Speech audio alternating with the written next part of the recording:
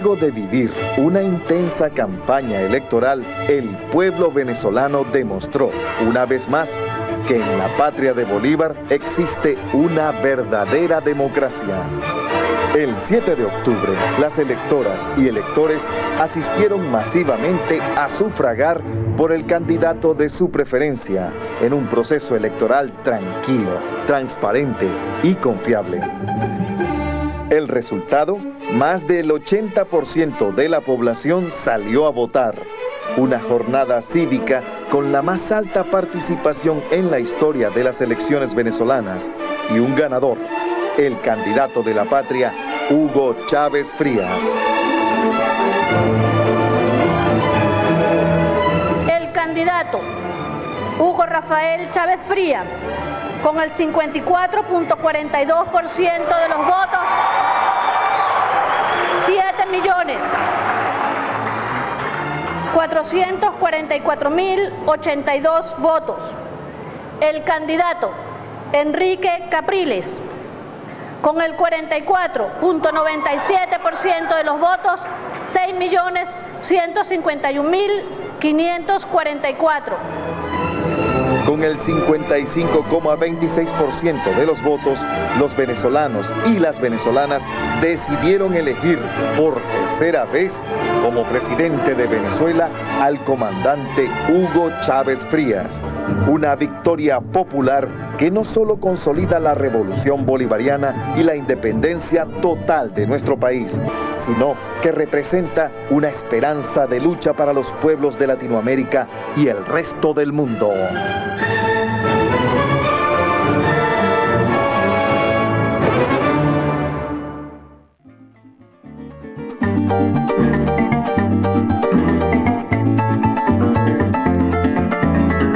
Volverán las coplas mías a Suata y a Pariaguán, volverá la garza blanca, volverá el caraván. Pero adectos y copellanos, esos no volverán. Buenas noches, amigos. Buenas noches. Realmente estamos a una semana. La semana pasada, justamente el domingo, estábamos nosotros evaluando y celebrando. Muchos venezolanos estábamos celebrando. Y yo creo que en el fondo, probablemente casi el 100% de los venezolanos tenían mucho que celebrar esa noche. Vamos a conversar sobre ese tema, sobre el tema de las pasadas elecciones, de las últimas elecciones, la proyección de las mismas y de a dónde venimos, cuál es la historia reciente y a dónde nos proyecta esa historia.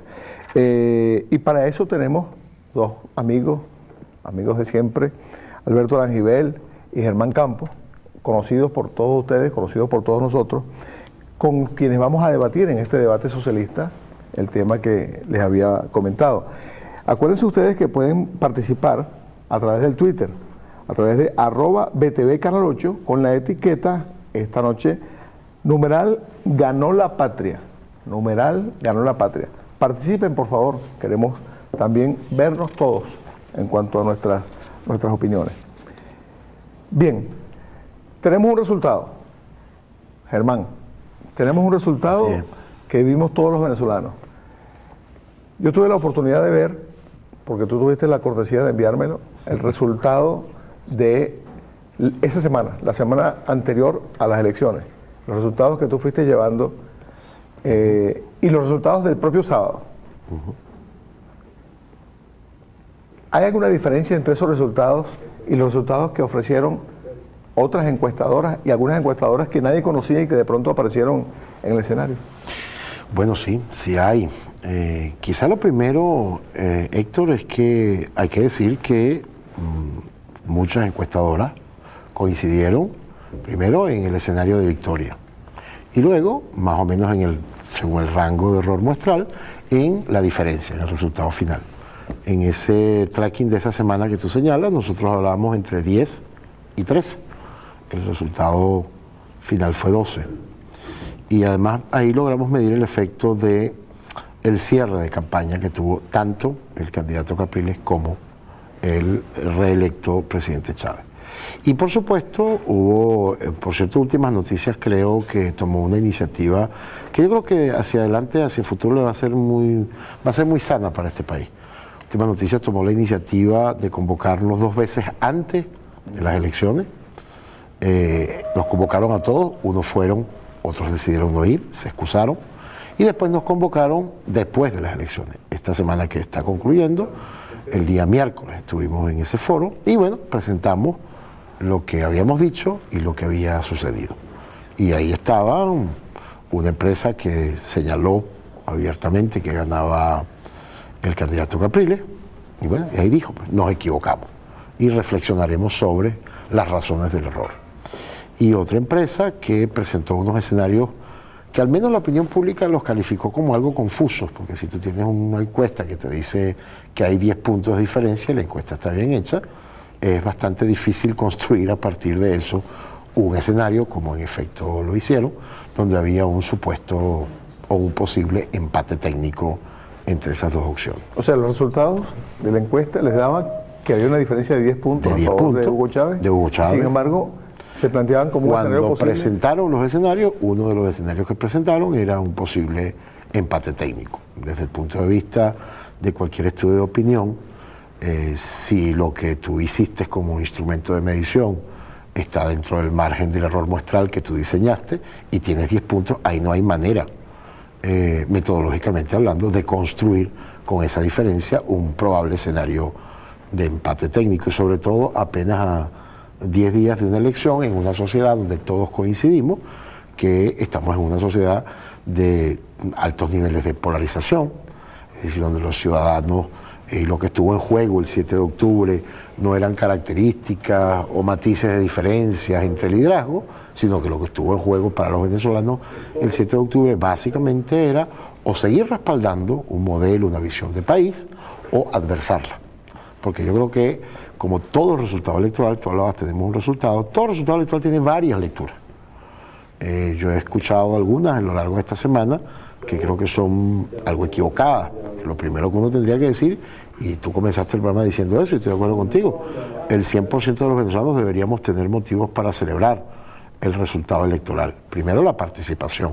Estamos hablando de un 81% de participación electoral en un país donde el voto no es obligatorio como lo fue en el pasado, como lo establecía la Constitución del 61. Y donde no se alcanzaban esos niveles de participación. Donde jamás, ni remotamente, llegábamos a esos niveles de participación referidos a los venezolanos en edad de votar. Sí al registro, porque ahí estaba parte del tema, ¿no? Que teníamos antes un registro donde el 23% estaba fuera. Hoy tenemos un registro electoral donde solamente el 3,5% está fuera.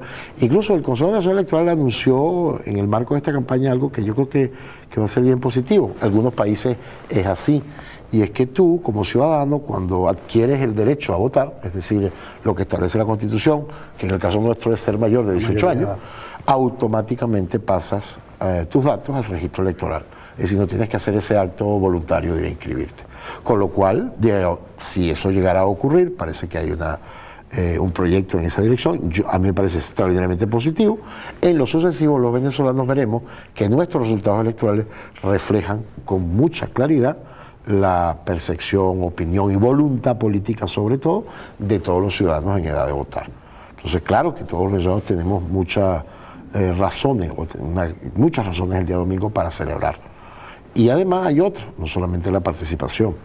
A pesar de algunas tensiones, a pesar de que sabemos que había escenarios que de alguna manera estaban intentando generarse en ese contexto y para ese momento, el proceso electoral transcurrió de la manera más normal. No hubo, yo recuerdo que en algunas elecciones del pasado siempre hay algún que otro incidente propio de una elección, alguien que no quiso depositar la papeleta en la cajita, o alguien que decía que la máquina decía una cosa distinta a la que votó. Eso pasó en el pasado, 2 o 3 personas, y se armó un gran escándalo por los medios. En esta ocasión, afortunadamente, ni siquiera eso. Y recibimos los resultados, y bueno, claro, el lunes hubo algunos escarceos, entiendo, en una plaza, pues, ¿no? Que yo creo que no vale ni la pena mencionar. Pero no tuvieron el efecto ni el impacto que probablemente quienes estaban detrás de eso hubiesen querido. Entonces ese es un segundo elemento, es decir, los venezolanos, creo que a partir del domingo, afortunadamente, saldamos también otro debate en Venezuela, que es todo el tema de la institucionalidad electoral, de nuestro sistema electoral y de la transparencia y credibilidad en nuestro sistema electoral. Hay un elemento importante, que es no solo el hecho del avance en el perfeccionamiento del sistema electoral, que definitivamente quedó demostrado un gran esfuerzo y un extraordinario logro, sino que también disminuyó el discurso del fraude, porque efectivamente se logró desde el ámbito de la revolución, en particular el discurso del presidente, arrinconar a quienes estaban apostando al doble juego de presentarse con la vestidura del cordero manso por un lado, pero apostando entonces a después hacer un estallido con el tema del fraude. Y eso, el hecho de que se arrinconara ese sector que pretendía utilizar ese expediente, hizo que mucha gente del sector de la oposición madurara respecto de eso, y en general todos los venezolanos. Y eso nos aportó a nosotros muchísimo, en el sentido de que efectivamente, al sacar el fenómeno de la manipulación o reducirlo sustantivamente, encontramos ese resultado positivo, ¿no? Ahora, fíjate, el tema aquí es que es mucho más que un resultado numérico. Así es. Mucho así más es. que un resultado numérico. Mucho más Por que eso que decía al comienzo que todos los venezolanos hemos ganado con esto, con lo que ocurrió, con esos resultados. Y uno se puede ir a dos extremos. Un extremo es si la diferencia hubiera sido de un voto. El otro extremo, si la diferencia hubiese sido de la totalidad. 18 millones a 0. Los dos escenarios extremos posibles. Los dos escenarios extremos posibles. Ninguno de los dos se ajusta a lo que pudiéramos llamar una victoria perfecta. Así es. La victoria perfecta. Ni a una democracia perfecta. Y mucho menos una democracia perfecta, porque los seres humanos no son así. Así es. No son así. Y aquí surge otro elemento. Más allá que la victoria de Hugo Chávez frente a un candidato, el candidato de la derecha, que representaba un proyecto político de la derecha, aquí hay, y el resultado en términos de un 12% aproximadamente de diferencia en cuanto a los votos, el conteo de los votos, hay una ganancia importante desde el punto de vista de la parte formal de la democracia, vale decir, el acudir a las urnas para elegir cada cierto tiempo a nuestros representantes o a nuestros líderes, etcétera. Más allá de eso está el tema de la credibilidad sobre el proceso mismo. Ustedes lo mencionaban ahorita.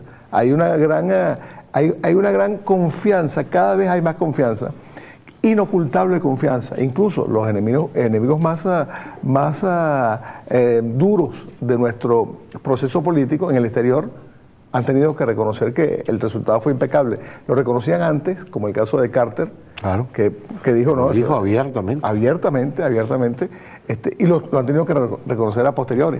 Podrán seguir hablando mal de Chávez, incluso lo siguen llamando dictador. Sí, eso es paradójico. Lo cual es absolutamente una contradicción. Como digo, es una reducción, pero no es la extinción de un proceso de verdadera destrucción de la racionalidad en el ámbito de la oposición, que ha tratado incluso de invadir el espacio de la revolución, de los militantes de a pie de la revolución, a través de el discurso y el contenido mediático de los medios de la derecha, como instrumentos de avance del discurso que debió haber puesto en el debate el candidato y los sectores de oposición. Ellos dejaron descansar el discurso en ese instrumental que a través de todo el contenido mediático vende una realidad completamente inexistente y la trata de volver como verdadera. Y es de ahí donde surgen los fenómenos de la disociación. Esos fenómenos que hacen que una gente esté en condiciones económicas, de bienestar, como no se está en ninguna parte en el ámbito del capitalismo hoy en día, en las naciones capitalistas, pero que considere que hay una catástrofe. Es decir, esa sola, en lo grueso, esa disociación, que es la que comenta el día de ayer precisamente el comandante, cuando el Consejo de Ministros él hace una reflexión que yo creo que es vital en este momento que la debatamos, sobre el asunto de la comunicación en la revolución. Y él hablaba precisamente con Ernesto Villegas, a quien desde aquí le enviamos nuestra enhorabuena, nuestra salutación y por supuesto le brindamos el mayor apoyo también en esa tarea ardua que va a asumir ahora. Pero el comandante, él hacía una reflexión importantísima que yo creo que debemos comentar acá, cuando él dice que había que buscar la explicación a lo que sucedió, por ejemplo, en Ciudad Bariná, donde la gente tiene su apartamento que le fue dado por la revolución, que fueron rescatados de la miseria y de la exclusión más terrible y oprobiosa, y entonces no solo fueron rescatados, sino que tienen su vivienda en un urbanismo, no es solo la casa, sino que además está bien equipada, tiene, como lo enumeró el comandante, ahí las misiones, y tiene el mercal, y tiene el asunto de la salud, todo como lo dice, pero había una gente votando por Capriles. Bueno, porque el proceso no es solamente informativo de la gestión, sí, es un proceso de comunicación el que hay que avanzar. Por eso nuestro ministerio se llama Ministerio de Comunicación e Información, porque son dos cosas completamente distintas. Sí. Y esa gente está impactada por un proceso de deformación de la realidad a través de los medios de comunicación que sí están formando un mensaje de manera permanente y los llevan a creer que, superadas las condiciones de exclusión y de miseria por la obtención de beneficios materiales, recuerdas aquello que citaban en los años 40 Abraham Maslow, en la pirámide de Maslow, sí, donde él decía, satisfechas las primeras necesidades, las básicas para la vida, bueno, las demás, que son las de la realización del ser, son infinitas, porque en la medida en que se van completando, las otras van variando y se van haciendo cada vez más exigentes. Vamos a oír un sonido de una de esas personas que todavía no ha entendido la realidad. Vamos a verlo. Hoy millones de venezolanos sienten un profundo dolor. Muchos venezolanos entendimos el 7 de octubre como ese momento que dividía nuestra vida antes y después. El 7 de octubre no ganaron unos u otros, no ganamos todos. Perdimos todos los venezolanos, salvo una cúpula que hoy se mantiene en el poder. Y yo quiero hoy decirles que tengo una convicción. Los resultados del domingo no reflejan la verdadera voluntad del pueblo de Venezuela. Si las elecciones hubiesen sido limpias y libres, otro hubiese sido el resultado. El 7 de octubre se impuso el atropello y el abuso de este gobierno. Ahora bien, procede una reflexión profunda de dónde han estado nuestros errores, cómo podemos corregirlos de cara a las luchas, a las nuevas etapas y a los desafíos que tenemos por delante en la construcción de un país democrático, justo, en progreso y libertad. Yo sé que somos mayoría los venezolanos que compartimos el deseo de vivir en paz, en seguridad, con justicia, con respeto y con servidores públicos que nos representen y nos respeten a todos. Nosotros no vamos a aceptar que los resultados del domingo nos hagan bajar la cabeza ni callar nuestras voces. Enrique Capriles hizo un trabajo admirable. Fue una excelente campaña. La falla no está en la campaña. Hoy ratifico lo que he dicho antes. Tenemos en Venezuela un sistema electoral perverso. La soberanía del voto solamente puede ejercerse con libertad, con transparencia y con justicia. Y en Venezuela, el domingo, no existió ni libertad, ni justicia, ni transparencia. Insistimos en que es un sistema perverso, porque se ha basado desde mucho antes de la elección en el uso corrupto de los recursos del Estado y en el aparato del Estado, porque se ha basado en el abuso de las normas electorales para favorecer al gobierno. Bien, el sistema imperfecto que la mantiene a ella siendo miembro de la Asamblea Nacional, electa como miembro de la Asamblea Nacional. Sin haber dicho nada. Sin haber objetado en lo absoluto el sistema. Eso no se objeta. Se objeta es cuando pierden. Cuando ganan no se objeta. Sí, parece que el sistema cuenta correctamente los votos en algunas zonas del país y en otras no, ¿no? Así es. Sí, correcto. Parece que ocurre eso. Pero hay otras cosas en ese discurso que a mí me llaman mucho la atención y que merecen una reflexión importante. Fíjate, toda elección, decíamos hace un rato, todo resultado electoral tiene varias lecturas, pero también hay otro elemento. Los ciudadanos comienzan a tener una lectura del país distinta después de una elección. Ahí comienza un proceso de reflexión de los ciudadanos. ¿Dónde comienzan? Es decir, algunos porque descubren unos datos, una realidad que les parecía que no era así, otros porque se reafirma esa visión, otros porque no les quedaba muy claro el tema y comienza a quedarles claro a partir del lunes, del martes, del miércoles. Es decir, los ciudadanos también comienzan a releer el país. Cuando la diputada Machado dice que los venezolanos están profundamente tristes, desconoce, pero por completo, al menos el 55% de los venezolanos, lo cual ya es bastante, porque el 55% de los venezolanos estaba el 7 de octubre muy alegre, pero yo voy más allá. Y la tristeza vimos en las calles claro, ese día. pero no solo muy alegre, pero no solo ese 55%. Una gran parte del electorado que votó contra la opción del presidente Chávez también estaba muy contenta ese domingo en la noche, porque el país logró, en una situación de un debate fuerte, donde hay confrontación, logramos una vez más, lo hemos hecho ya 14, 15 veces, una vez más, y te repito, la elección que parecía que amenazaba con ser la más conflictiva, pues no ocurrió, pero ni un incidente a lo largo de todo el día que valga la pena destacar. O sea que también yo estoy muy seguro que una gran parte de ese 44% que votó en contra de esa opción estaba ese domingo en la noche tranquila, satisfecha y tratando de releer, una parte de ellos comenzando a releer el país. Como tiene que ser. Como debe ser, como debe hacerse.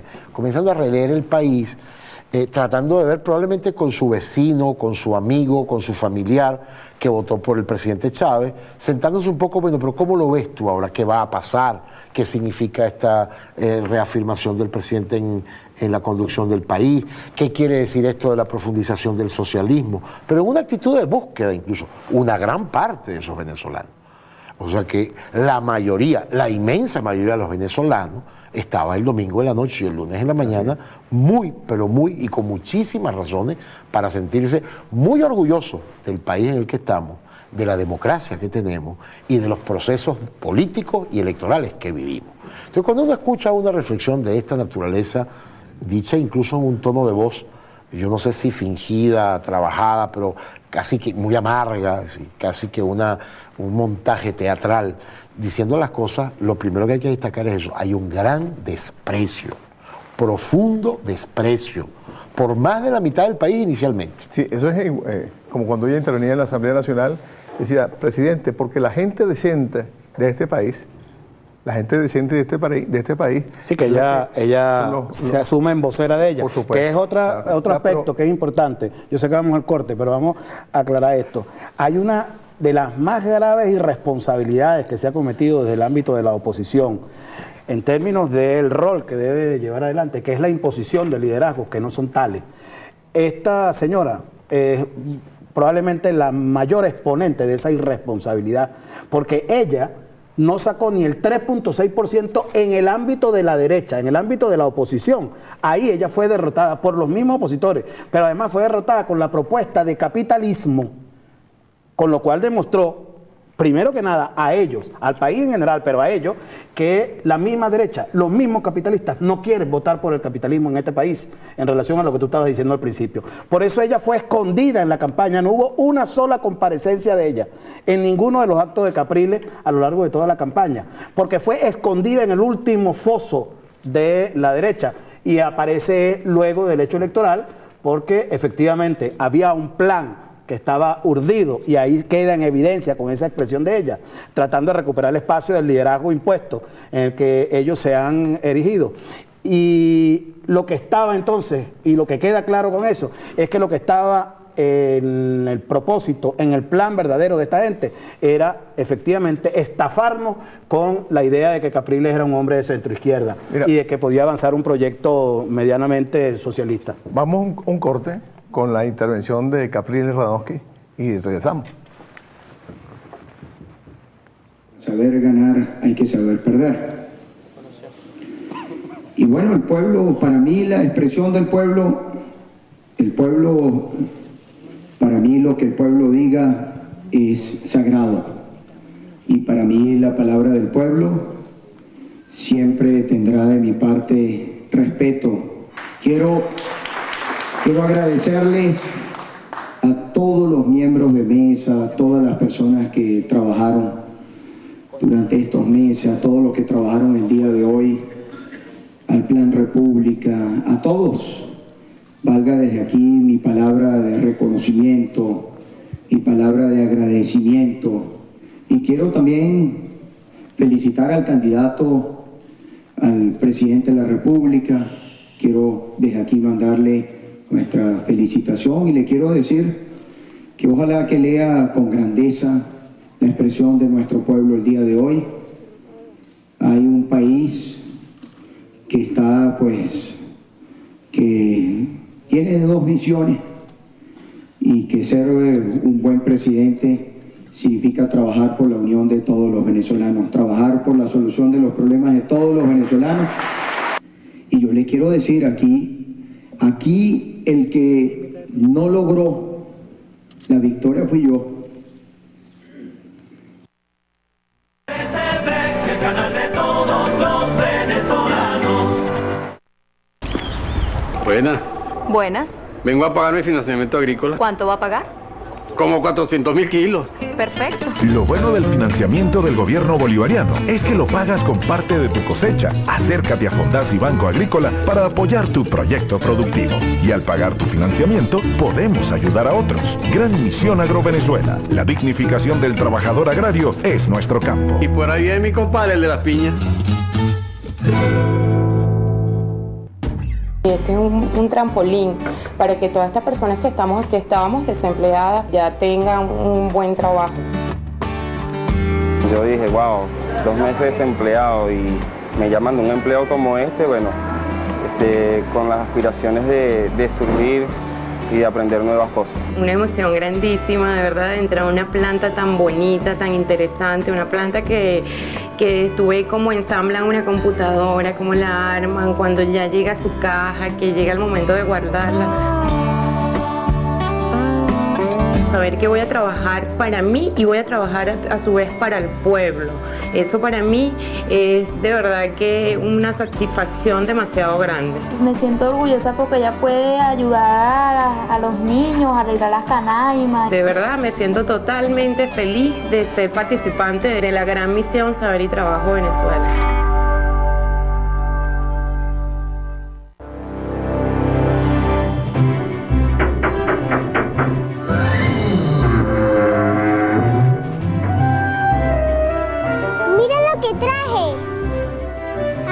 ¿Qué te parece? Esto no se había visto nunca en este país. Será uno de los mayores avances para mis niñas, que son el futuro de Venezuela. Abuelo, ¿qué te parece mi canaimita? Es impresionante que mis nietas tengan una canaimita gratuita. Eso nunca se había visto en este país.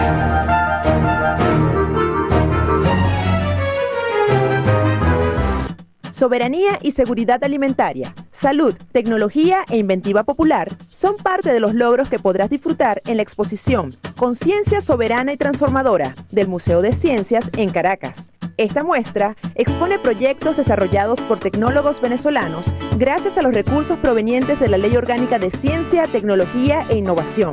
Los asistentes podrán disfrutar de talleres, charlas y conversatorios de lunes a domingo de 9 de la mañana a 5 de la tarde hasta el 31 de diciembre.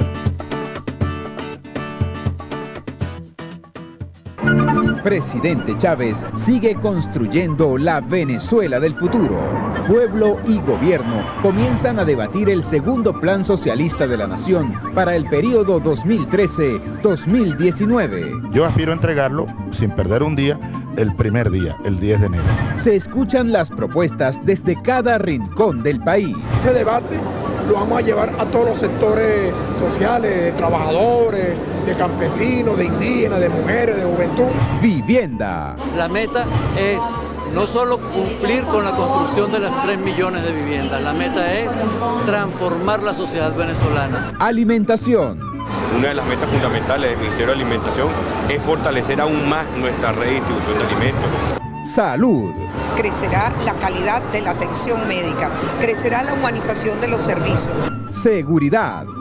En este segundo plan socialista se contempla algo muy importante, que es el fortalecimiento del poder defensivo nacional.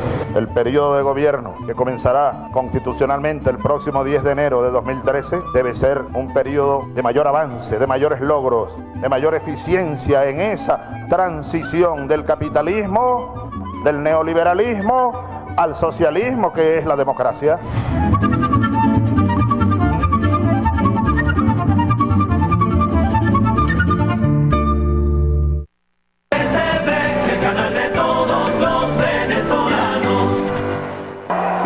primer lugar, hacer un reconocimiento a todo el pueblo venezolano. Un reconocimiento a toda la nación venezolana. Un reconocimiento a los casi 30 millones de venezolanas y venezolanos que hoy habitamos esta patria que renació, la patria de Simón Bolívar. Felicitaciones a todos y a todas por este día memorable, signado en primer lugar por un talante democrático de todos nosotros,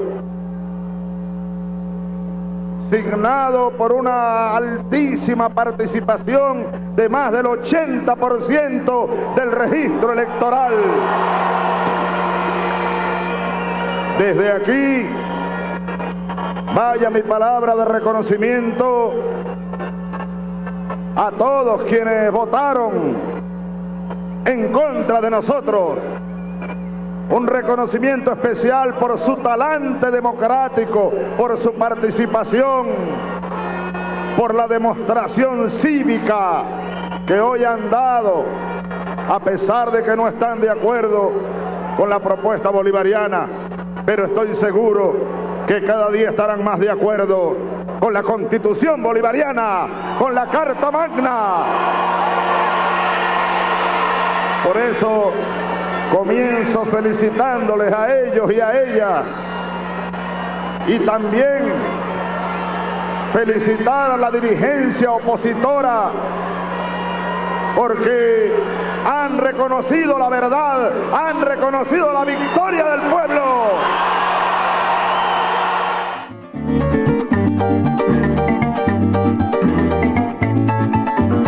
Bueno, y para entender estos resultados, vamos a ver un gráfico. Vamos a poner, por favor, el gráfico de los resultados nacionales. Vamos a verlo, por favor. Ajá. Este gráfico es bien llamativo, porque ahí se ve claramente que ha habido un ascenso.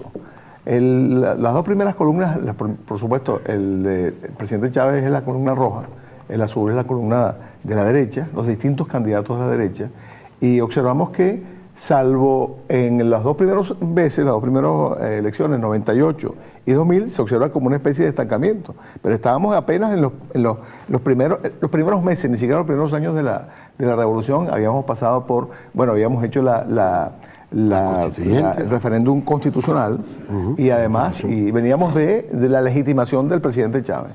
Pero sin embargo, después, cuando nosotros observamos la tendencia es muy clara, es una tendencia en ascenso en las elecciones nacionales. Ahora, la pregunta que uno se hace, Germán y Alberto, la pregunta que uno se hace es, a partir del año 2005, el presidente pone sobre el tapete el tema del socialismo y describe a la revolución venezolana como una revolución socialista. Previamente ya Venezuela se había declarado de esta revolución, la habíamos declarado como antiimperialista. Y ya era un paso importante. Claro. Ahora, el paso a declararse como socialista es un paso de una enorme trascendencia. Así es. A pesar de esa declaratoria de socialista, y a pesar de la enorme carga creada, culturalmente creada durante décadas. Durante décadas, desde el comienzo desde el final de la Primera Guerra Mundial, de ahí empieza la cosa. A pesar de todo eso, de 2005 a 2006, la votación del presidente se eleva considerablemente, pero con una diferencia con respecto a la propuesta de la derecha notable. Y eso sigue ahora con este último triunfo. Ahora, cuando nosotros analizamos los resultados electorales en cuanto a la propuesta de Hugo Chávez o Hugo Chávez frente al candidato a la derecha, ¿lo vemos solamente como un resultado electoral para una campaña de un presidente? ¿O estamos hablando de que esto es la consolidación, el mayor protagonismo del proyecto socialista de Venezuela? Fíjate, yo creo que, Héctor, tú has colocado, a mi juicio, el debate en el centro. Yo creo que ese es el verdadero debate en términos de la interpretación y del análisis de estos resultados electorales. Porque el análisis aritmético uno lo puede hacer, uno puede apelar, por ejemplo, como hizo la oposición durante 2 años, por cierto, la vocera que hace rato escuchamos, que después del 2010 se declararon mayoría, Y no solamente se declararon mayoría, sino además dijeron que habían derrotado al presidente Chávez y a la propuesta y al modelo del presidente Chávez. Me refiero a las elecciones parlamentarias. Si aritméticamente yo comparara, yo siempre he sostenido que eso no es comparable de esa manera, pero eso fue lo que durante 2 años se le dijo se le dijo al país y lo compró una parte del mundo opositor. Ellos dijeron que esa era la medición. Correcto. Cuando tú comparas el 2010 con el 2012, entonces tendrías que reconocer ahora que la propuesta del presidente Chávez creció 3 millones y algo de votos y la de la oposición 1.100.000 votos. Entonces fíjate que cuando uno hace la comparación aritmética uno puede encontrar, y yo creo que hay que hacerla de manera correcta, hay que hacerla en términos geográficos, hay que hacerla en términos de los grupos de edad, hay que hacerla en términos de el nivel socioeconómico. Por cierto, también otro elemento que se señala y se dice, bueno, mire, que es que en las grandes ciudades gana la oposición y pierde el proyecto del presidente Chávez. Bueno, a veces uno siente que lo dicen incluso como que es que si hubiera ciudadanos, los que vivimos en las grandes ciudades, que somos ciudadanos más calificados o que somos ciudadanos de primera, y los de las pequeñas ciudades o los sectores rurales son ciudadanos de segunda. Bueno, pero evidentemente ahí tiene que haber un mayor respaldo de este proyecto por un solo tema, todo el tema que tiene que ver con la inclusión. Bueno, porque es que además en las zonas rurales eran los excluidos de los excluidos. Entonces, evidentemente es muy consistente que el respaldo en esos sectores sea, como en efecto lo es, muy alto. Pero todas esas lecturas se pueden hacer. Pero la lectura apropiada, a mi juicio, es la que tú acabas de señalar. ¿Qué representa este resultado del 7 de octubre en términos del desarrollo del proyecto político que hoy en Venezuela fue ratificado el 7 de octubre? Y digo ratificado porque tú lo decías, fue en el año 2005, cuando el presidente Chávez, luego de declarar nuestro proceso como un proceso nacionalista, bolivariano, posteriormente antiimperialista, lo cual ya era un salto en términos de una propuesta ideológica para nuestro país, lo declara en el año 2005, hace la propuesta de la Venezuela socialista. Año y medio, o poco más de un año, de cara a la campaña electoral del 2006. Y tú lo señalabas, en Venezuela la etiqueta, la palabra, era una mala palabra. Incluso si tú comparas Europa con América Latina después de la Segunda Guerra Mundial, fue mucho más estigmatizada la palabra en América Latina que en la propia Europa. Es decir, aquí en América Latina casi que ni la podías usar. En América Latina y en Estados Unidos. Así, no, era un término que no se podía usar. Absolutamente, era una grosería. A mediados de los 80, y con eso ahora vamos a presentar unos datos, pero a mediados de los 80, para colocar la referencia del pasado, de la Venezuela de la Cuarta República o el modelo del 58, a mediados de los 80, y hay mucha investigación sobre ese tema y eso ha sido una línea de investigación de hace muchos años, a mediados de los 80, el 15% de los venezolanos, Héctor, Alberto, decían identificarse con un modelo socialista. Ahora, ¿dónde estaba ese 15% de los venezolanos? En las grandes ciudades, en una parte del sector de los trabajadores, en una parte del mundo estudiantil y académico y en una pequeña parte de la clase media. Es decir, no atravesaba ni toda la geografía nacional ni toda la estratificación social. Cuando el presidente Chávez en el año 2005 anuncia y le hace la propuesta al país, nosotros, por supuesto, veníamos investigando el tema, pero eso fue un punto de inflexión con relación a qué iba a pasar ahora de cara hacia ese futuro, una vez que el presidente Chávez comienza a articular y a convocar a los venezolanos a ese tipo de construcción, a ese modelo alternativo de sociedad. Y comenzamos a evaluarlo. Si vemos la lámina, si me pones la del gráfico, vas a ver unos datos interesantes desde esa fecha, desde el año 2006 a la fecha. Ahí está. La línea roja, evidentemente, refleja el acuerdo con la construcción de una Venezuela socialista. La azul refleja el desacuerdo. Y ahí están las fechas que tomé como referencia, porque son fechas vinculadas, unas sí, otras no, sobre todo a procesos electorales muy emblemáticos, como por ejemplo el tema de la reforma del 2007. Fíjate, el primer punto que colocamos ahí es mayo del 2006. El rojo, insisto, es el acuerdo. Eso es un indicador preguntando a la gente si está de acuerdo o muy de acuerdo, o en desacuerdo o muy en desacuerdo. Esos son resultados de la encuesta. Esos son resultados de estudios de opinión de todos estos años, ¿no? Fíjate, en mayo del 2006, el 32% decía estar de acuerdo y el 53%, estoy hablando de mayo del 2006, decía estar en desacuerdo. El resto que en promedio vas a ver que se mueve entre un 15 y un 18, nos lo reflejamos ahí para que quedara más limpio. Lo que queremos resaltar son los que se ubican en esas categorías que no son ni acuerdo ni en desacuerdo, se ubican en, bueno, depende, veremos de qué se trata, pero en todo caso no expresan con claridad ni estar respaldándolo ni estar adversándolo. Fíjate el comportamiento de la línea roja primero y la referencia que tenemos ahí. Noviembre del 2006, eso es un mes antes o unos 2 semanas antes, 3 semanas antes de la elección del 2006. El presidente Chávez arrancó en el 2005 con el tema. En mayo, bueno, 32 y 53. Llegamos a la elección con 2 bloques similares en términos de esa variable, que es una variable ideológica muy fuerte. 42 y 42, es decir, el 42% del país expresaba estar de acuerdo y el 42% estar en desacuerdo. El siguiente punto es bien interesante porque es noviembre del 2007. Eso fue pocos días antes del referéndum constitucional. Y en efecto, el desacuerdo, es decir, eso nos lleva a la reflexión, por ejemplo, yo creo que ahí hay un tema de análisis respecto de lo que fue la gestión, lo que fue el desarrollo y lo que fue todo lo que ocurrió en el año 2007, ¿no? Y fíjate, el desacuerdo se colocó en el 51% y el acuerdo retrocedió, es decir, habíamos dado un salto, pero no habíamos roto la barrera de romper la tendencia. Luego llegamos a mayo del 2008.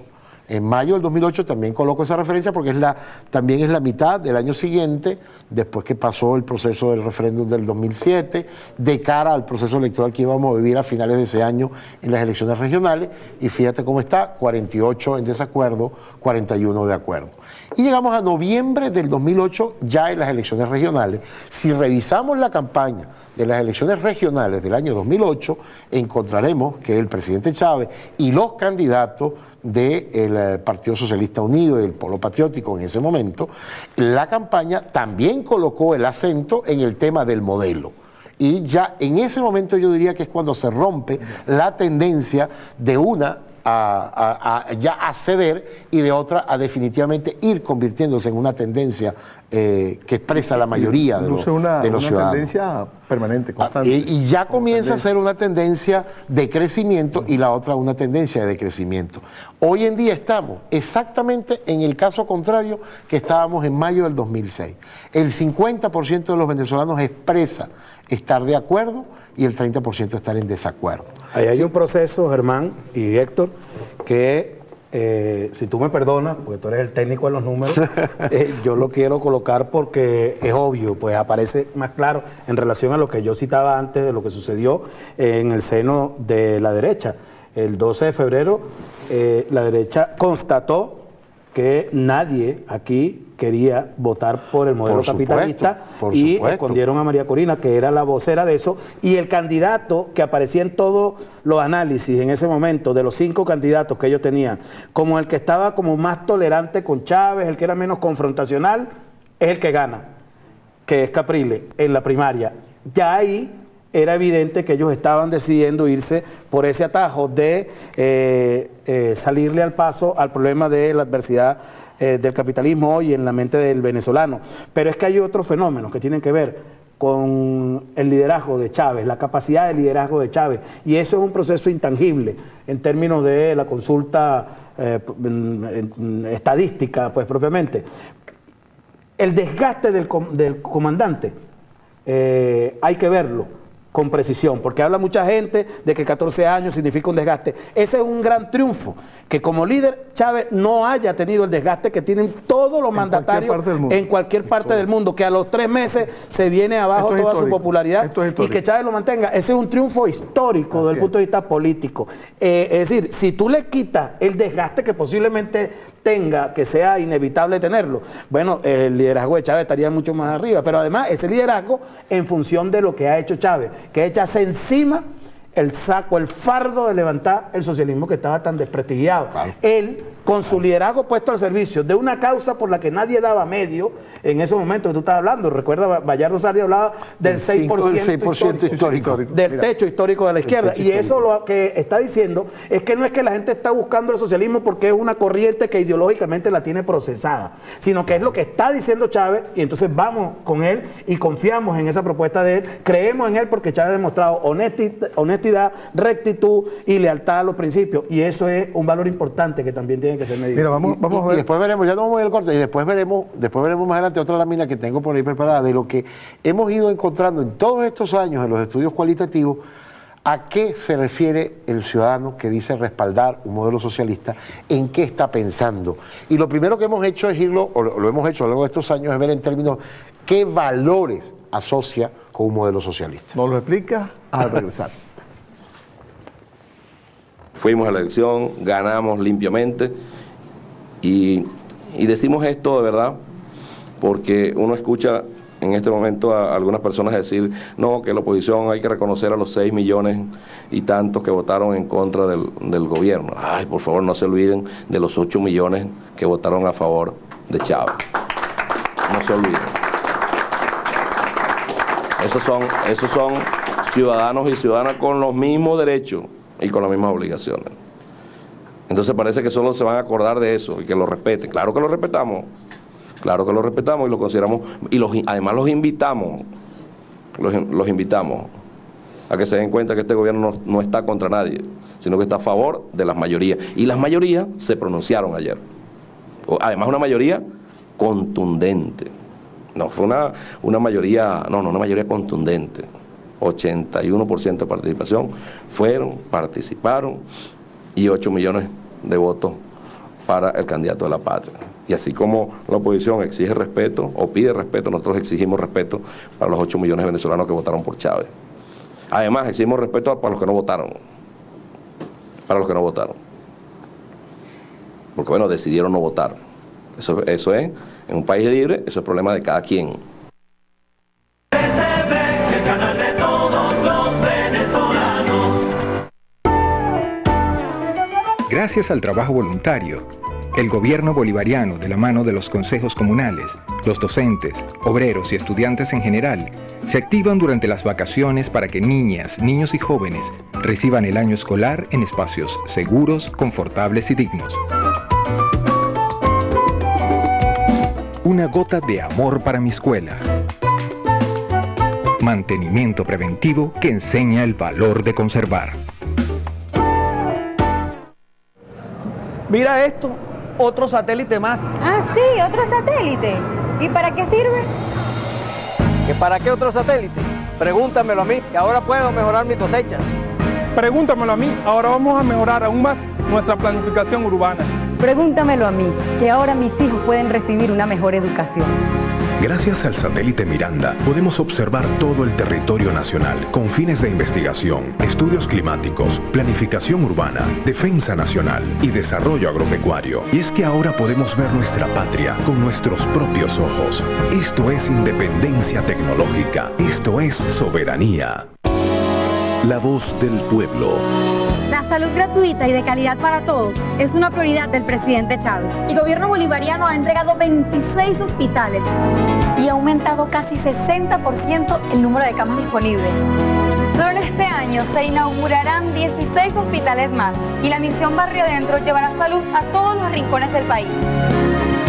Esto es socialismo.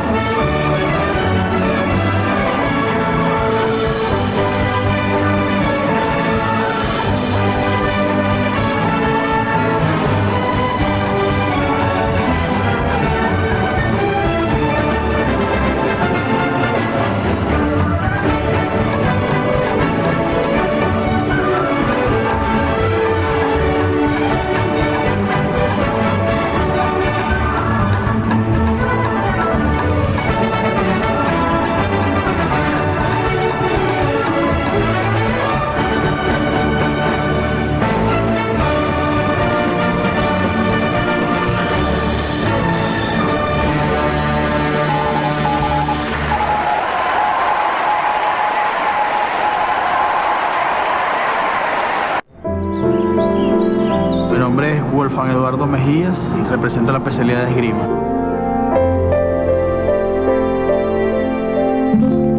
Crecí prácticamente sin padre, mi madre murió. Fueron momentos bastante tristes. Creo que hay dos caminos en la vida, ¿no? El bueno y el malo. El deporte me enseñó a cuál era el camino que realmente debería tomar, ¿no? Es una película como bastante triste, recordar esos momentos de que ni siquiera podíamos viajar a una competencia porque no teníamos los recursos. La comíamos pan, nos quedábamos durmiendo en los terminales. Era como un sueño irreal. Decía, bueno, pero yo quiero viajar, yo quiero competir, yo quiero representar a mi país sin tener nada. Porque si anteriormente no tenías cómo comer y hoy en día tienes cómo comer, que es algo esencial para el deportista, ahí ves el cambio, ¿no? Pienso yo que todo atleta sueña con participar en unos Juegos Olímpicos, por decirlo así, que es lo más grande que hay en el deporte, ¿no? Tuvimos el apoyo del gobierno 100%. Antes llegamos a las competencias, éramos nadie. Nos veían así, llegamos a una competencia internacional, no, Venezuela, no. O sea, cuando se dieron cuenta que nosotros podíamos clasificar, que ya empezamos a escalar, lo que lo llevábamos ahí, a la clasificación, al final fue directa con Estados Unidos. Era tanto así que el presidente nos llamaba. Sí, presidente, estoy bien, no sé qué, estoy aquí en pie de lucha por obtener un resultado. Pero temblaba, pues. Por eso digo, son dos épocas distintas, son dos cambios distintos. De no tener nada a ser grande. Que viva Chávez.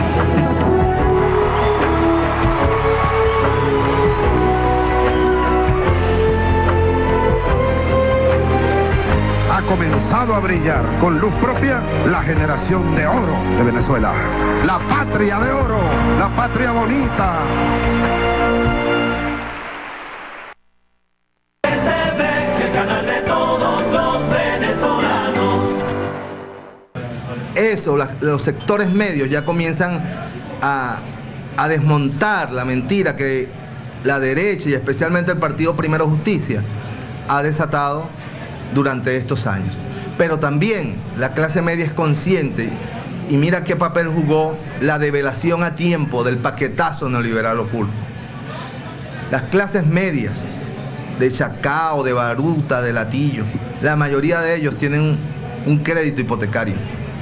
Y ellos saben que las condiciones en las que hoy pueden pagar una cuota mensual para mantener su hogar, su propiedad, estaban seriamente amenazadas si aquí volvía un gobierno de los banqueros, si aquí volvía un gobierno de los estafadores inmobiliarios. Saben que con el gobierno de la Revolución Bolivariana, el gobierno del presidente Chávez, están protegidos.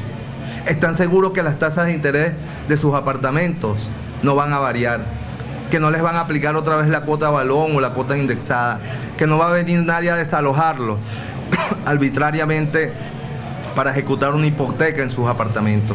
Por eso nosotros creemos y estamos absolutamente seguros que las clases medias cada día se irán incorporando con mayor fuerza y con mayor conciencia al proyecto de la patria, al proyecto de la Revolución Bolivariana.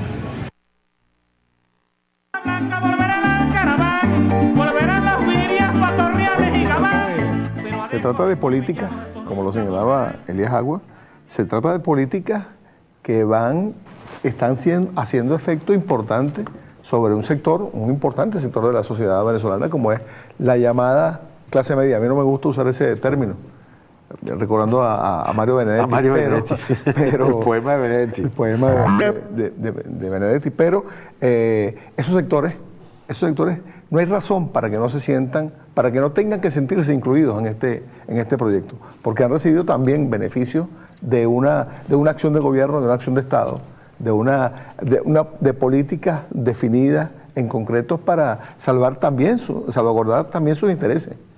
Por eso, fíjate, Héctor, eso refuerza la idea de que adversar la construcción de un modelo alternativo para algunos sectores de la clase media no forma parte de un análisis en términos de algún tipo de racionalidad, sino forma parte de una reacción frente, primero, a los prejuicios que tiene la palabra, que yo creo que una gran parte de la sociedad lo ha ido venciendo.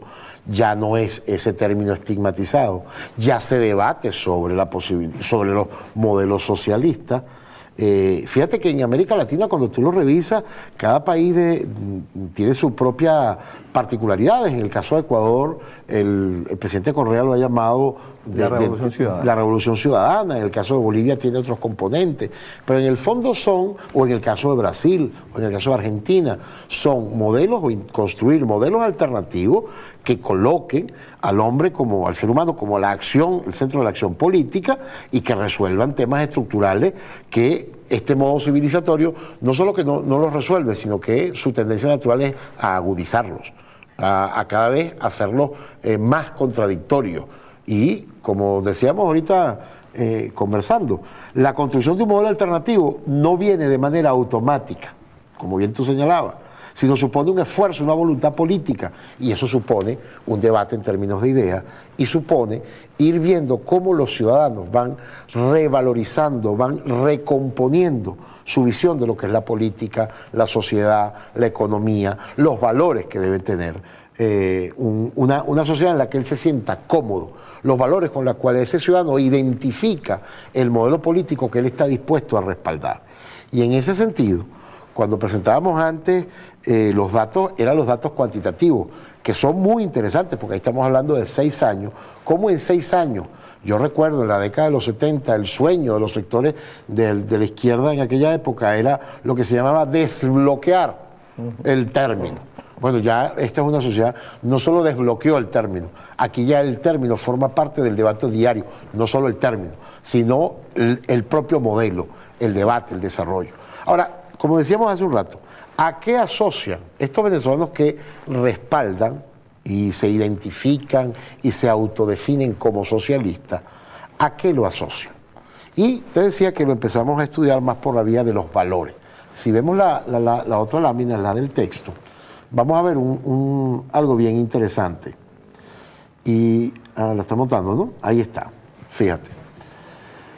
En primer lugar, hay que tener claro que en el caso de Venezuela, el modelo del socialismo tiene 3 componentes fundamentales. Está asociado a un emisor, un poco lo que decía, o lo que decías tú, Alberto. En este caso, el emisor es un liderazgo que tiene unas características, que tú las señalabas, que en este caso es el presidente Chávez. A una temporalidad, estamos hablando de un modelo del siglo XXI, lo cual es un dato interesante porque eso rompe parte de los prejuicios, porque en Venezuela el término siempre se asociaba única y exclusivamente a los modelos que conocimos o que existieron después de la Segunda Guerra Mundial en la Europa del Este. Y lo siguiente, una nacionalidad, porque es un modelo venezolano. A mí me hace mucha gracia ver como algunos analistas, cuando se refieren al socialismo, entonces dicen, bueno, pero si esos son modelos desconocidos. El presidente Chávez, el Partido Socialista Unido de Venezuela, ha dicho 10 millones de veces que se trata de un modelo venezolano, que se trata de un modelo que hay que construir, que no es un modelo que está colocado en algún manual.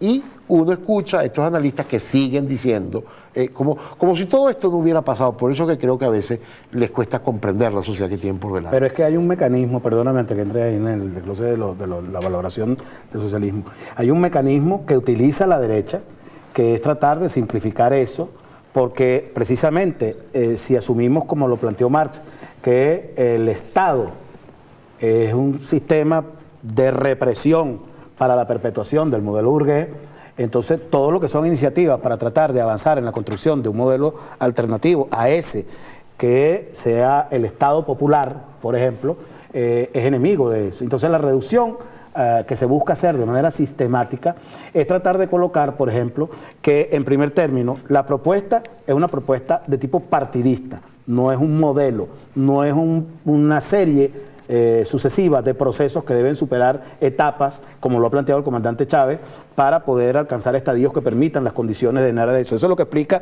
por qué al principio teníamos, por ejemplo, misiones y ahora tenemos grandes misiones, pues son 2 estadios para atender a 2 necesidades distintas con instrumentales distintos, cuando ya existe... Son procesos. Exactamente, claro. Condiciones para ello.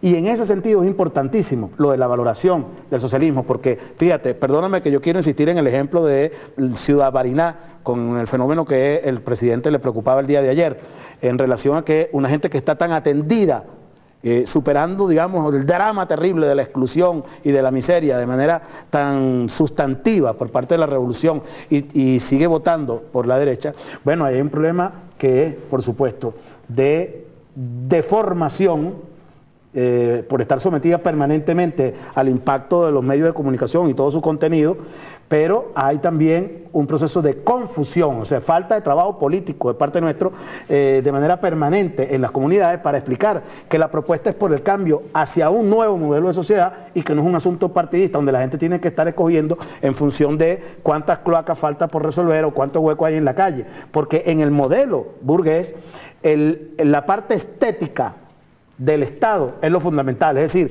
hay muchas autopistas, hay muchos centros comerciales y la gente cree que ahí hay una estética del desarrollo que está funcionando, que hay un país que está emergiendo, pero cada autopista... Tiene un 30% de ciudadanos excluidos. Claro, cada autopista significa millones de venezolanos en los ranchos y eso es lo que nos dicen en ese razonamiento.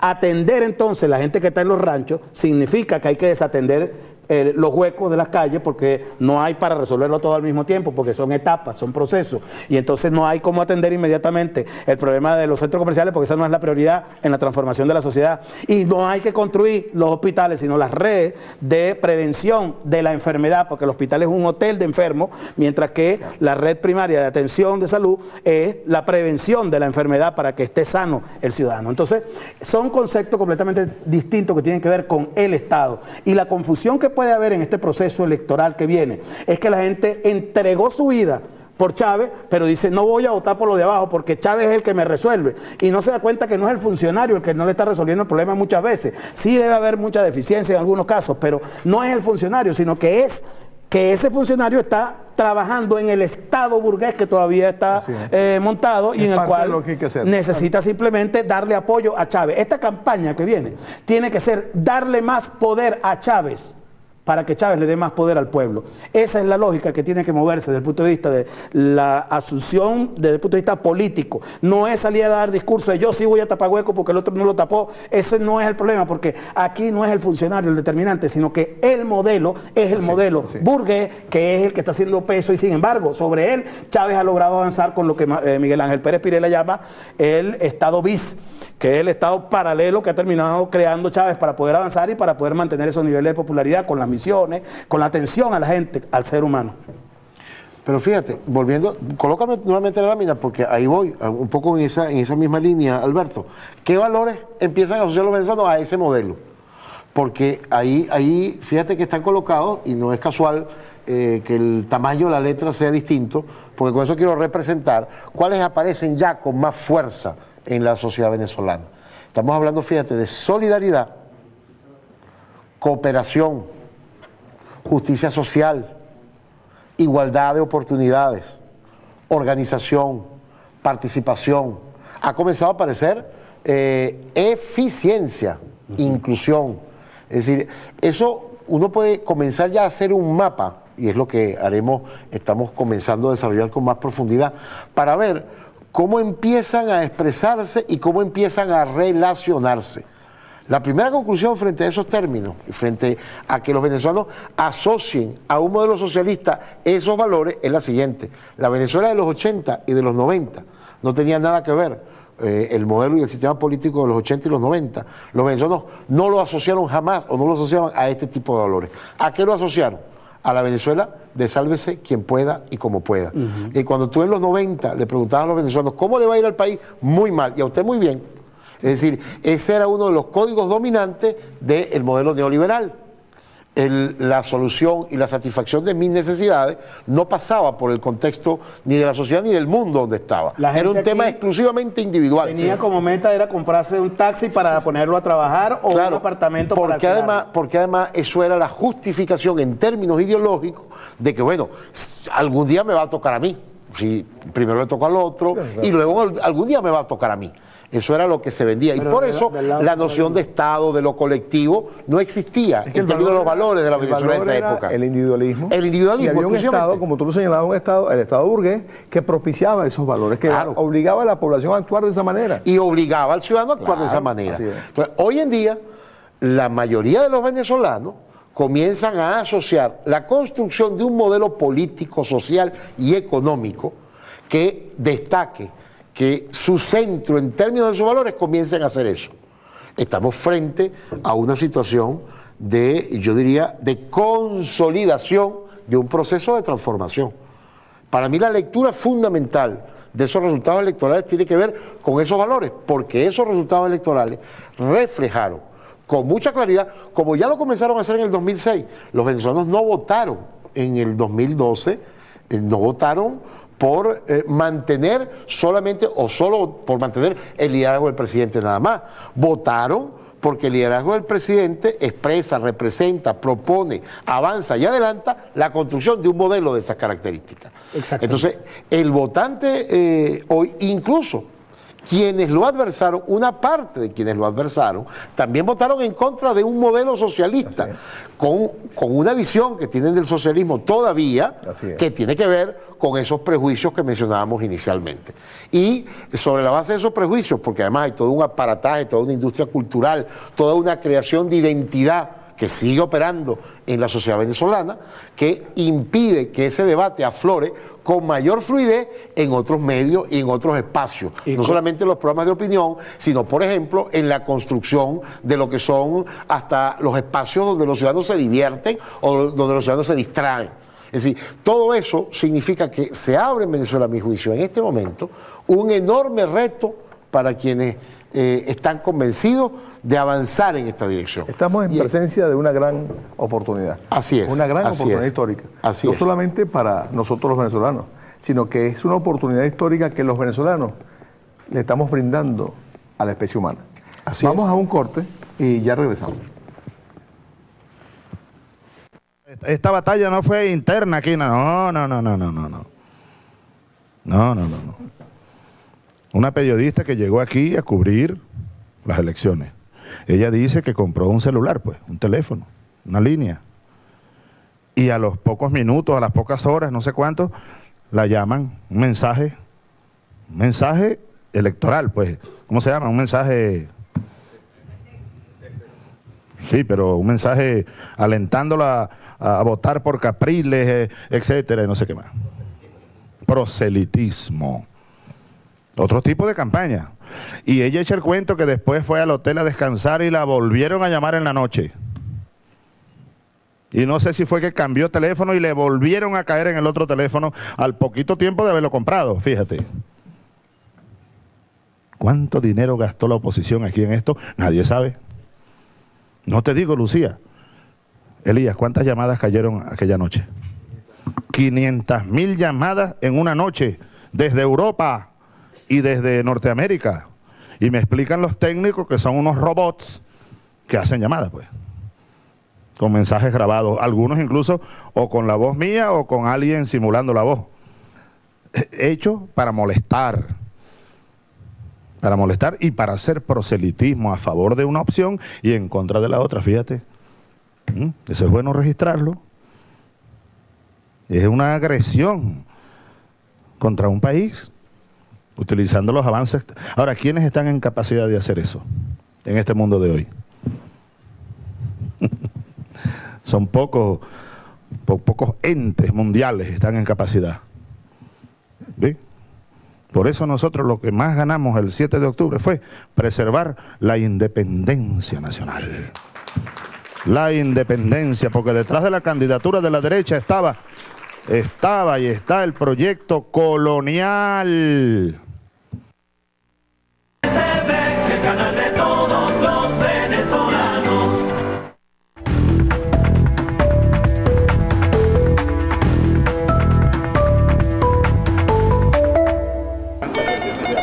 Objetivos a corto plazo del gobierno bolivariano. Voy a transformar el Ministerio del Despacho de la Secretaría en un ministerio que tenga mucho poder de seguimiento a la gestión tanto nacional como las gestiones locales. El presidente Chávez firme en su compromiso. Yo tengo mucha fe que un ministerio y un sistema de seguimiento y control nos va a permitir lograr una de las metas más urgentes del nuevo ciclo: elevar la eficiencia en la gestión de gobierno en todos los frentes y en todos los niveles. Para seguir construyendo la patria nueva.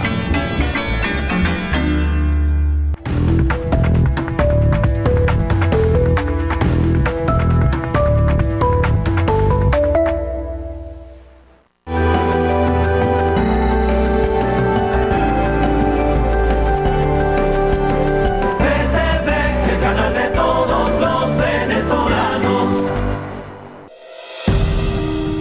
Avanzamos por tu salud con servicio de primera para Barrio Adentro 4. Equipos altamente especializados encontrarás en el Hospital Ana Francisca Pérez de León II del Estado Miranda. Salud gratuita, entregada por el Batallón de Batas Blancas. Barrio Adentro 4, dignificando el sistema de salud venezolano.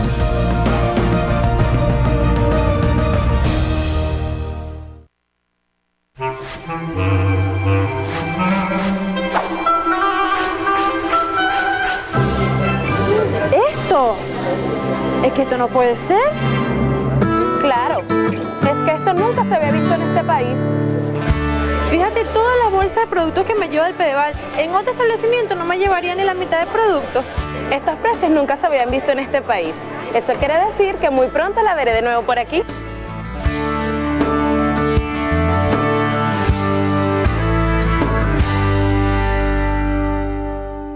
Las mujeres en Venezuela somos mayoría. Mujeres y hombres luchamos con equidad. Así construimos el poder popular.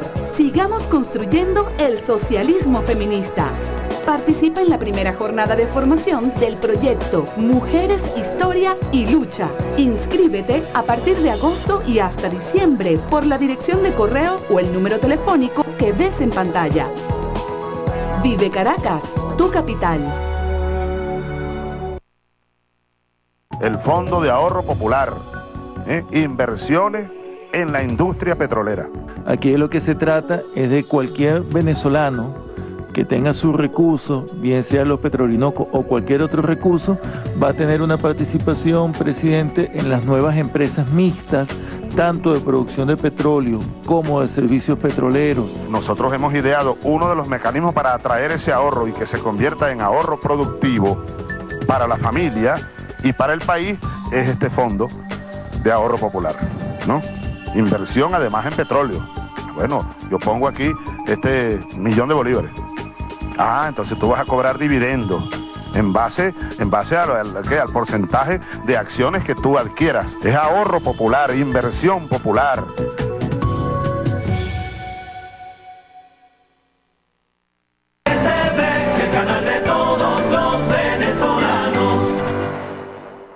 Comienza hoy mismo el nuevo ciclo de gobierno. El nuevo ciclo del gobierno bolivariano,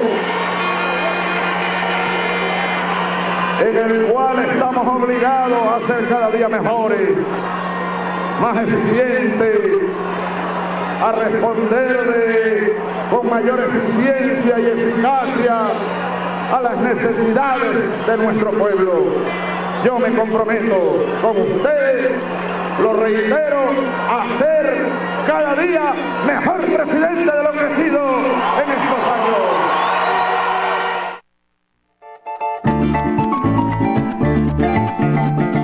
Bueno, y todas estas medidas apuntan a la construcción del nuevo Estado, al desplazamiento del viejo Estado y la hegemonía capitalista burguesa por la construcción de una nueva hegemonía. Ese es, yo creo, el centro medular de lo que debemos nosotros avanzar como debate en todo este proceso, que yo creo que debe ser no una nueva campaña electoral, sino la evolución de la que iniciamos en la campaña presidencial, porque la propuesta fundamental es la que presentó Chávez al país con los 5 objetivos históricos y empezando por el de la independencia y la consolidación del proceso de independencia. Ese es el medular, pero tenemos que tener en cuenta lo que yo citaba al principio, que el logro de la gestión no es lo único que debemos comunicar a través de un modelo de profundización del mensaje de prensa, de noticia. Insistimos mucho en que hay que tener cuñas, que hay que tener la difusión del logro a través de comerciales. Y eso no es sino un aspecto de la comunicación. Esto hay que entenderlo muy cuidadosamente. Se trata de avanzar a un proceso complejo de comunicación que sí maneja de manera permanente la derecha y cada vez con mayor fuerza y profundidad. Una misma información puede ser leída de manera distinta dependiendo de la óptica en la que te ubiques. Por ejemplo, cuando el presidente empezó con los procesos de microcrédito, a darle para unas máquinas de coser a las madres del barrio, bueno, había mucha gente aplaudiendo, los que entendían que era el inicio de la transformación de no solo niveles de vida en lo inmediato para esa señora, sino de un modelo de sociedad que, bueno, estaba sembrando las bases de una nueva concepción del trabajo, del desarrollo personal, de la inclusión social, etcétera, cantidad de valores que tenían que empezar no decretándose de manera radical, rompiendo con todo el modelo anterior. Sobre eso se debatió muchísimo a lo largo del tiempo, y Marx y Engels en particular hablaban ya de cómo el peligro que hay en entender mal esos procesos de ascensión del poder del pueblo, de la búsqueda de la dictadura del proletariado, terminen convirtiéndose en procesos anarquistas que destruyan las posibilidades del pueblo. Es importantísimo en esta campaña que debatamos eso. La gente de la oposición veía en aquellas máquinas de coser que bueno, que era una dádiva, que era un trato vejatorio, que no sé cuánto, siendo la misma información del logro. O sea que no era lo que faltaba, no era que faltaba la información del logro, era que no se estaba concientizando con ese logro a la comunidad, a la sociedad, para que lo entendiera como un gran activo diferenciador del modelo del Estado burgués. Fíjate que lo dice Engels en esto que yo creo que es uno de los documentos que nosotros debemos leer en profundidad, debatir en profundidad en las comunidades, mucho más allá de la información de la gestión. El Estado y la revolución, pero en el análisis que hace Eduardo Sartelli, preliminar a esto, él cita a Engels y dice: Engels demuestra cómo los principios anarquistas cayeron uno a uno a medida que la insurrección española de 1873 se desarrollaba. Se abstenían de la política y terminaron a la cola de la burguesía más aventurera. Rechazaban la organización estatal y terminaron armando decenas de pequeños estados. Abominaban la centralización de un gobierno revolucionario y preconizaban la abolición inmediata del Estado y terminaron entregando al proletariado español al peor de los gobiernos burgueses y a la represión estatal. La piedra de toque, el eje de la cuestión es precisamente la concepción anarquista del Estado como una maquinaria parásita de la que puede prescindirse a voluntad. Una maquinaria que el proletariado debe negarse a construir y a utilizar a su favor justo cuando más lo necesita. Es decir, cuando la reacción de la burguesía lo obliga a defender con toda su energía la revolución en marcha. Eso es lo que está diciéndonos en este momento. Es que el peligro que hay es que la gente utilice el avance de la revolución para ponerlo en contra de sus propios intereses y de la propia revolución. Claro, y eso es lo que está haciendo. Ustedes recuerdan que yo mostré en el programa pasado una fotografía que le mostraba al comandante Chávez, donde en el refugio del Sambil nosotros veíamos cómo el mensaje que le estaba llegando a las comunidades que estamos rescatando, que estamos salvando, que están en esa primera fase de su rescate, que es el refugio, para salir de ahí a una vivienda propia, bien equipada, en las condiciones de las que hemos hablado. Bueno, y veíamos esta situación alarmante. Todos están utilizando los beneficios que tienen ahora a la mano para ir a comprar una pantalla de plasma y su televisión satelital. Pero yo, después de que salí de aquí del programa, a los 3 días me fui de nuevo a ese sitio a tomar otra foto, y tú sabes lo que yo me encontré. Esto. Se duplicó la cantidad de antenas después de que nosotros lo comentamos aquí en la televisión. Es decir, si no manejamos los instrumentos propaganda a las antenas. Exactamente. Si no manejamos los instrumentos adecuadamente. Mira, yo tuve que suspender mi programa de radio en la emisora de la Asamblea Nacional, donde tenía una conversación sobre estos temas todos los días con la gente, porque la directiva consideró que es más importante tener música de salsa, porque eso es lo que le interesa a la militancia revolucionaria, oír salsa. Y bueno, vemos los resultados en la parroquia combativa del 23 de enero, donde es probablemente la parroquia más salsera de Venezuela. Probablemente están escuchando muchísima salsa y poco socialismo, porque Capriles sacó 20.000 votos casi en esa parroquia. Es decir, estamos utilizando las herramientas indebidamente, y eso es un problema que nos puede afectar en este proceso, en esta revolución. El Estado es el tema central. Ahí, en esa gente que está votando por Capriles en el barrio, que están allá en Ciudad Barinas votando por Capriles, está produciéndose un fenómeno que puede estar ahí y debe aparecer en tus mediciones en cualquier momento, que es la alternabilidad como un valor que le vendieron a la gente, que era un activo de la democracia. Es decir, que hay que cambiar para ver, ya que tengo todas estas cosas que me han beneficiado, déjame ver qué otra cosa nueva me trae. Fíjate cómo enfoca a la derecha. Hay un video que yo quisiera ver de 1 minuto apenas, que quisiera que pusiéramos, cómo se ve, cómo se expresa de manera tan brutal y salvaje la concepción del Estado burgués contra la sociedad, colocándola contra sus intereses en función de las élites políticas. Se coloca en ese video la idea según la cual todos los avances, los beneficios que le dé el Estado, la revolución al pueblo, no significan nada. Es decir, aun cuando se estén resolviendo las necesidades del pueblo, hay que cambiar al gobernante. Fíjense esa distorsión tan profunda. Escuchemos el video, si ya está Tiro. El argumento de que el pueblo escoge o decide al final termina siendo una falacia, es decir, termina siendo una manipulación. Porque, ¿cuál es el secreto del asunto? El truco.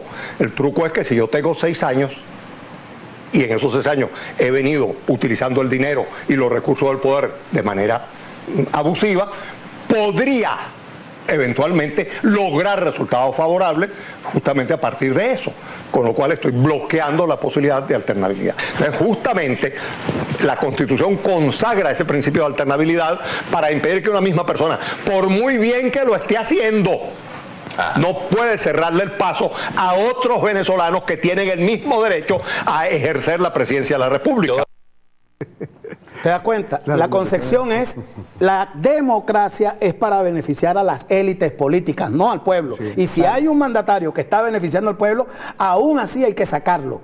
Sí, porque otros tienen derecho. Si nosotros hubiéramos cumplido con eso y Chávez no tuviera los 14 años que tenemos, hubiéramos tenido por lo menos 4 presidentes distintos. Otros tienen el derecho desastre individual que tendría el país sería descomunal. Al día siguiente de las elecciones, ya nosotros lo vimos. La sensación de la que tú hablaste de valoración positiva del modelo que está haciendo buena parte de la oposición se debe a que lo que nosotros vimos el día 8 de octubre fue una sensación de tranquilidad, de paz que solamente Chávez garantizaba. Afortunadamente. Germán, tenemos 2 minuticos.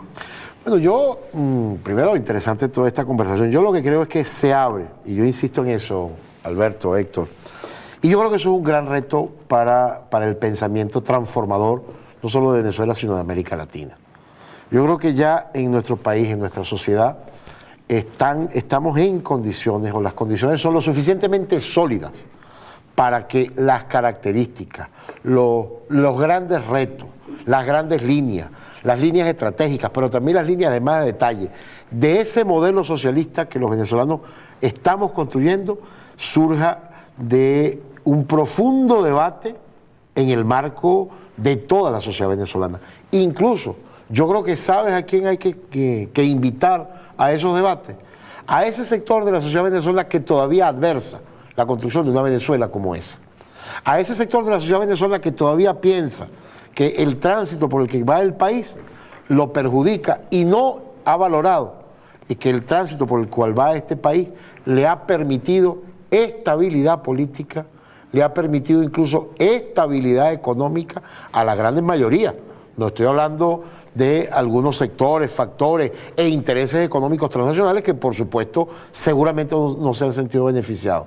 Les ha permitido esa estabilidad y le abre la posibilidad de construir en democracia y en paz un modelo de sociedad alternativa que coloque al ser humano como centro de la acción política. Yo creo que ese es el gran reto hacia adelante. Sí, en efecto. Muchas gracias. Hay que, perdóname, 10 segundos para lo siguiente. Yo quiero retomar la idea de lo que debe ser esta campaña que viene. Hay alguna gente por ahí que se siente muy indignada, se siente molesta y anda cuestionando lo que llaman la imposición a dedo de algunos candidatos. El comandante ha dicho, viene una nueva fase y ha dado demostraciones de cómo las distintas fases han cumplido con su objetivo, que es el de darle el piso a un nuevo avance en cada oportunidad. En este momento él ha dicho, fíjate tú la óptica, como ahora se ve con mayor claridad. Él ha dicho, ya aquel viejo concepto del ministro de la Secretaría, que era para servir al presidente, para descargar de trabajo al presidente, ahora le da la inversión completa y lo pone al servicio de las comunidades, de la sociedad, y dice, ahora es un ministerio para el seguimiento de la obra de gobierno. Eso ya dice bastante, pero es que la gente tiene que entenderlo, en esa indignación que tiene, porque dice, bueno, nos están imponiendo un candidato a dedo. Eso no es es así necesariamente porque el presidente es el presidente del partido, hay un proceso que está previsto. Si nos hubiéramos dedicado a hacer campaña, microcampaña durante todo el año para los candidatos regionales, probablemente hubiéramos puesto en aprieto la campaña presidencial. Es decir, todo eso hay que comprenderlo. Pero lo más importante, cuando dicen, no, que es que nos están mandando uno que no es de aquí, que es un navegado, que qué hace Aristóbulo por acá, qué hace el otro allá. Bueno, ahí están. Los gobernantes que hemos tenido hasta ahora eran de la región y no los están cuestionando.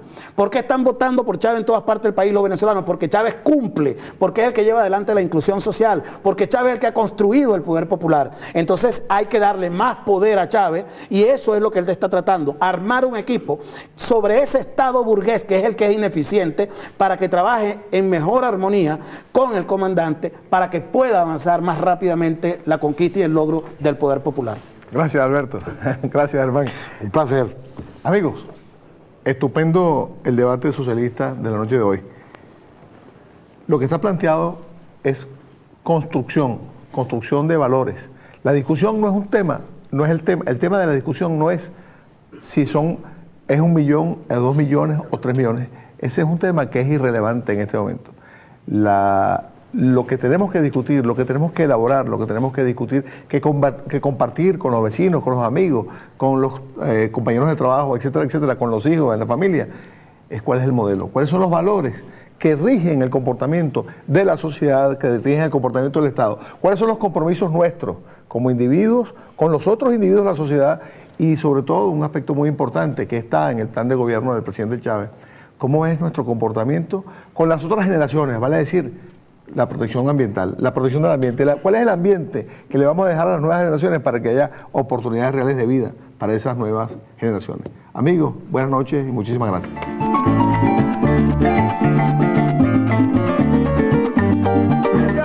Perfecta en toda la línea, una batalla democrática. Gracias a Dios y gracias a la conciencia de nuestro pueblo, no hubo ningún acontecimiento hoy que lamentar, no hubo nada que manchara la batalla perfecta y la victoria de Venezuela. En la batalla de Carabobo, ¡viva Carabobo! La batalla de Carabobo. Por eso tenemos que felicitar a todos.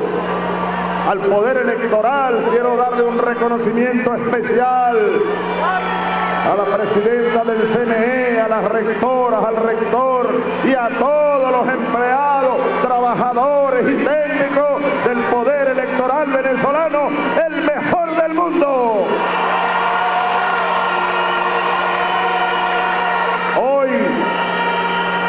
Hoy hemos demostrado, camaradas, compatriotas, que nuestra democracia